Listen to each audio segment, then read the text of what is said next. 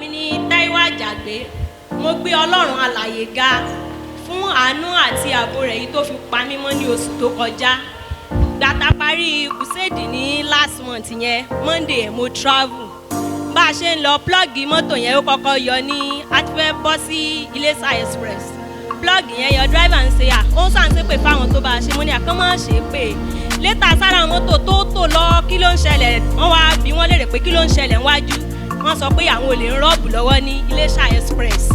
But gba mọ́tò aṣá dúró ìgbà táwọn ń lọ ìgbà tí àwọn èèyàn tí yẹn true aṣá ń lọ a ti ń wo bẹ́gà lọ́kan torí Èkó ni mo lọ a ti ń wo bẹ́gà lọ́kan bí àwọn ènìyàn wọ́n ṣe bá a tó pàdé àwọn olè míì òru la wà ní time bóyá bíi around 1 ńlá wà aṣá pàdé àwọn yẹn àwọn mẹ́ta ni hold up àti kọ́kọ́ kúrò ní hold up ká tó pàdé àwọn ènìyàn ìbọn àwọn mẹ́tẹ̀ẹ̀ta wọ́n lo ìbọn wọ́n ṣe wá gbébọn báyìí a ti dúró wọ́n wá yọ̀bọn bẹ́ẹ̀ àtìgbà tí a ti pàdé tàwọn tàkọ́kọ́ yẹn mọ́tù wà lọ́wọ́ mi sọ mọ́tù yẹn kalẹ̀ ó sì wà lọ́wọ́ mi bá ṣe pàdé àwọn yẹn náà wọ́n ti yọ̀bọn báyìí wọ́n sàní kí dírẹ́fà yẹn pé owó ọwọ́ wa dààmú ni àti ìtajà ẹ̀sẹ̀ ń kó ọjà lọ ni wọ́n ní owó tí mo gbé lọ́wọ́ dààmú ni mi ìgbówó kankan lọ́wọ́ àṣẹ̀ṣẹ̀ ń lọ ni wọ́n ní obìnrin sí ẹ̀ lélẹ́yìí dírẹ́fà yẹn kò lo kọ̀ǹdọ́tọ̀ èmi àti ẹnìkan náà ni gbogbo fóònù wájú ló wà mò ń ṣáàjì fóònù mi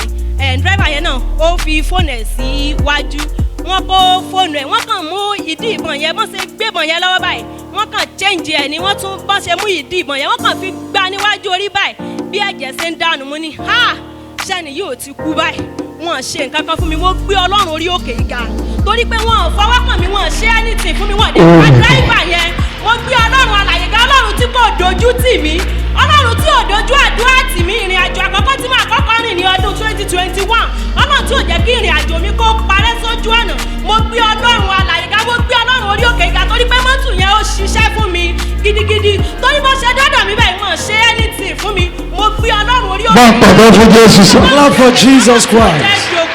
Ọlọ́run tí ò jẹ́ ń dọ̀fọ̀ mo gbé Ọlọ́run ga torí lẹ́yìn ìgbà yẹn náà bóyá after a week yẹn driver yẹn ti sọ mi pé àwọn sì ti fẹ́ kó lọ lé àwọn mo gbé Ọlọ́run orí òkè ìga driver yẹn ti kó lọ sílé rẹ̀ báyìí praise the Lord. Hallelujah. Praise the mighty Jesus. Hallelujah. After the fire crusade that we had, she had to travel to Lagos. It happens to be a night journey.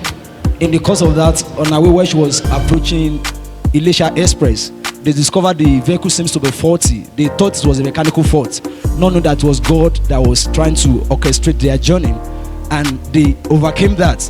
In the course of continuing that particular journey, they were looking at beggars, just some distance to beggar. They realized there was another robbery in front of them. Coincidentally, she's the only person in the bus along with the driver. The armed robbers, they had guns. There are 3 of them, and they were armed. Naturally, they were supposed to be discomfited. It's easy for them to do whatever they like to them. But she said something. Having had the first experience, she held on to the mantle that the man of God blessed during the crossover, when we had the candle that we're waving to the Lord. So the power of God was available to her. Remember, the man of God said, where you cannot carry me to, my God and the power of God can be with you through that same mantle. So she's as good as having the man of God beside her. And the proof that the power of God is available with her was, when she was supposed to be shot, the driver was supposed to be shot. They've already turned the gun to them to shoot them. They had to turn the gun around again against themselves, like they want to shoot themselves. And because they didn't do anything to her, you know, she's the ideal person to attack, not the man. But they left her alone. They attacked the man. They didn't shoot the man at the end of the day. What she was saying is, the Lord delivered her. Nobody hurt her. All her belongings were intact. Even the driver, as she's talking to us now, the doctor has completed his building. That means that the grace of God that she carries from the man of God work for the driver at the same time. Praise the Lord. Clap for Jesus Christ. I pray that those of you saying amen, whenever you enter, the presence of God shall abide with you. As danger is this nation, this danger shall not befall you. His protection will be guaranteed on you. God bless you. Mommy. Orúkọ mi ni Rebecca Ojo. Mi ò dórí èkó ìsúnmọ́ níjọ́ Friday wọ́n sáwà bí orí dáàdì. Mo ní dáàdì nǹkan báyìí ní í ṣe mi. Wọ́n ní àwọn gbàwé ọjọ́ méje. Mo ní pé ilé gba àwẹ̀ débi tẹ́ ní kí n gbà dé wọn ní ọ̀dà náà. Bí ọ̀pọ̀ tàbí àwọn súrè sí fún wa níjọ́ Friday kí n tú sínú omi kí n máa mú. pé tí mo wá rí pé wá di 12 mò ń gbọ̀n òkè ẹgbẹ́ sẹ́nu. pé tí wá di 12 tí mo bá ń gbọ̀n pẹ̀lú oògùn tí mò ń lo oògùn ìfúnpá tí mò ń lo tí mo bá tó wá ṣe pé mo tó wà gbọ̀n kí n máa lo oògùn ṣùgbọ́n mo dúpẹ́ lọ́wọ́ ọlọ́run alàyè látijọ́ Tuesday tí mo ti ń gba àwẹ̀ kò sí tọ́jọ́ rárá Sátánì fẹ́ gbógun jọ Wednesday ṣùgbọ́n ọlọ́run gba gbogbo ògo lórí ayé mi mo sì gbàgbọ́ pé ètò kù nígbà tí mo ti fi ẹsẹ̀ mi ti orí òkè yìí ọlọ́run tó bá mi ṣẹ́gun èèyàn yóò bá mi ṣẹ́gun èèyàn náà lórúkọ. bá a pàtó fún Jésù. Clap for Jesus Christ. What she's testifying to God about is she had an high blood pressure and she has never been to this mountain. This is her first time of coming. But because of her condition, she couldn't fast. But the man of God instructed and prayed into water for her that she should be taking that particular water and there's going to be a difference. And she said she had been shivering because of that condition. She doesn't have enough strength to stand. But having been taking that water, ever since the man of God blessed the water, she said she has been feeling stronger. The things she couldn't do before, she's been able to do it. And now she's been enjoying the God of the man of God. ẹgbẹ́ pàtó fún Jésù. Let us clap for Jesus Mo Christ. pàṣẹ. I decree èyí tó kù ẹ̀mí máa mú kó what mẹ́ra. about your life, ẹ̀mí mú kó mẹ́ra. praise you will take it away. ẹ ti sàn. You have healed. ẹ̀mí sáṣẹ̀ You mọ́. shall not be sick in again. Jesus name. God bless you. Praise the Lord. Orúkọ mi ni Àkàndé Adéníkẹ́. Mo dúpẹ́ lọ́wọ́ Ọlọ́run fún oore ọ̀fẹ́ àti àánú èyí tí mo rí gbà.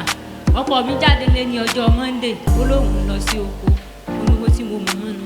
Nígbà tó di ọjọ́ Thursday àtijọ́ Wednesday náà ti l'accident, wọ́n ní pé mọ́tò yẹn kó bàjẹ́ gan dé pé àwọn mọ̀ pé ẹ̀mí pé bàbá mi mọ́tò yẹn pé wọ́n yè. Ṣùgbọ́n èmi ò mọ̀ kankan. Ọjọ́ Thursday ni mo tó gbọ́. Mo yin Ọlọ́run torí pé Ọlọ́run tó yẹ kí n di opó ọ̀sán gan. Gbogbo orúkọ Ọlọ́run àlàjá fún tọ́lọ́run àlàyé ṣe láyé. Praise the Lord. What she's testifying to that was on a certain day, the husband left her claiming to be going to the farm. That is all she knew. And she realized that the husband wasn't coming on time, just to find out the husband has had an accident and the vehicle was damaged before recognition. But to her surprise, the husband survived without any itches. She's thanking God and testifying that she didn't become a sudden widow. Not because of what, because she's connected to the prophet and she's able to provide and protect the husband. Praise the Lord. ẹgbẹ́ pàtó fún Jésù. Let us clap for Jesus. mo sọ tẹ́lẹ̀ sí I ẹ. prophesy to you. bó sì ikú tí ẹ bá dẹ fún He ẹ. that has planned for your life, ẹni tó dẹ pé sí ni yóò kó ní the ẹ. plan will fall into that same trap. o ò ní bá wọn kúkú You òjijì. shall never die untimely. mo dúpẹ́ lọ́dọ̀ Ọlọ́run nígbà tí tá a wá bíbá nígbà tí wọ́n ní ká máa pray ká máa tọrọ ẹ̀bẹ̀ mímọ́ ká ṣáà máa gbàdúrà gbogbo nǹkan tó bá fẹ́ ṣe wá Ọlọ́run mọ̀ fi ara hàn wá.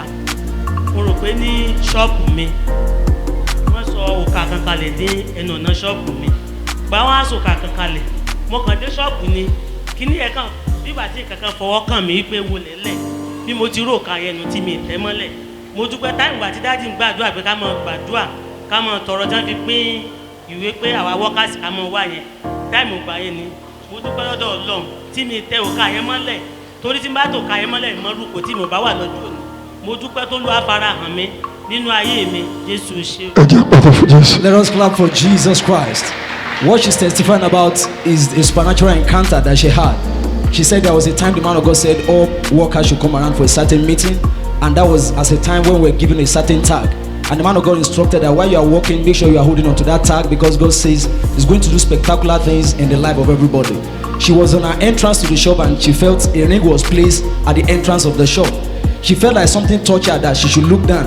On looking down, she saw a diabolical ring that was placed at her entrance. I didn't mean she climbed that particular ring. She don't know what could have happened to her. What happened because her eyes were open, likewise her eyes. Remember the prophet said, by reason of that encounter, ears will be open, eyes will be open, mind will be open. That singular encounter saved her life to today. Remember, without a father, you don't have a feather to fly. Clap for Jesus Christ. bàbá wọn náà fún Jésù. Clap for Jesus. bàbá wọn náà fún Jésù. Clap for Jesus Christ. ẹnìkan tó sàmì. Someone saying amen. ìwọ lẹ̀rí ńlá kan. You are next to have a great testimony. mo rí wọn ní ẹ̀rí ńlá kan. You are next to have a great testimony. ògo ni fún Jésù. Glory to Jesus.